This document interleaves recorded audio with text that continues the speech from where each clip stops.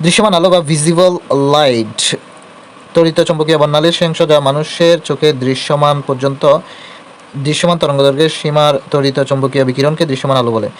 আলোকের বর্ণ নির্ধারণ করে তার তরঙ্গদৈর্ঘ্য। দৃশ্যমান আলোর তরঙ্গদৈর্ঘ্য ঊর্ধ্বক্রম red, orange, yellow, green, blue, indigo, violet অর্থাৎ লাল, কমলা, হলুদ, সবুজ, আসমানি, নীল এবং বেগুনি এবং তাদের বিভিন্ন তরঙ্গদৈর্ঘ্য। রঙগুলোর নাম এবং এদের ক্রম মনে রাখার জন্য এদের নামের অধ্যক্ষর দিয়ে ইংরেজিতে VIVUGYOR এবং বাংলায় ভেনি আসহ কলা শব্দ গঠন করা হয়। এটি একটি টেকনিক। দৃশ্যমান বর্ণালীর মধ্যে যে বর্ণের আলোর তরঙ্গদৈর্ঘ্য যত বেশি তার প্রতিসরণ, বিচ্যুতি ও বিক্ষেপণ তত কম। লাল আলোর তরঙ্গদৈর্ঘ্য সবচেয়ে বেশি বলে এর প্রতিসরণ, বিচ্যুতি এবং বিক্ষেপণ খুবই কম হয়। যে বর্ণের আলোর তরঙ্গদৈর্ঘ্য যত কম তার প্রতিসরণ, বিচ্ছুরণ এবং বিক্ষেপণ তত বেশি। বেগুনি আলোর তরঙ্গদৈর্ঘ্য সবচেয়ে কম বলে এর প্রতিসরণ, বিচ্যুতি ও বিক্ষেপণ বেশি হয়।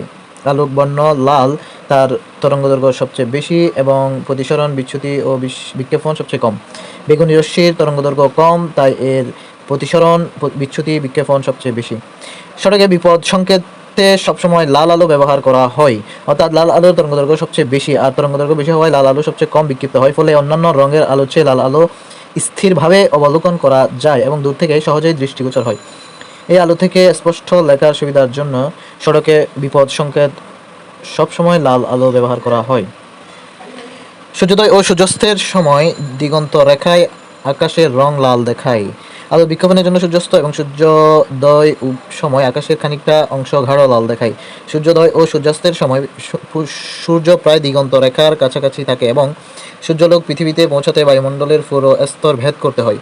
সূর্যের রশ্মি বায়ুমণ্ডলে ভাসমান ধূলিকণা, পানিকণা ইত্যাদির মধ্য দিয়ে যাওয়ার সময় কম তরঙ্গ বিশিষ্ট বর্ণগুলোকে বেশি বিক্ষিপ্ত করে এবং দীর্ঘ তরঙ্গ দৈর্ঘ্য বিশিষ্ট বর্ণগুলোকে কম বিক্ষিপ্ত করে।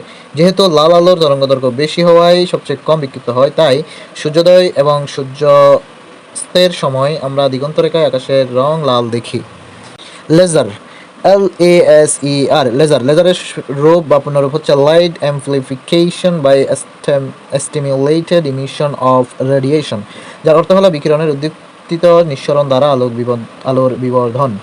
মার্কিন পদার্থবিজ্ঞানী থিওডোর হ্যারল্ড মাইম্যান 1960 সালে লেজার রশ্মি আবিষ্কার করেন।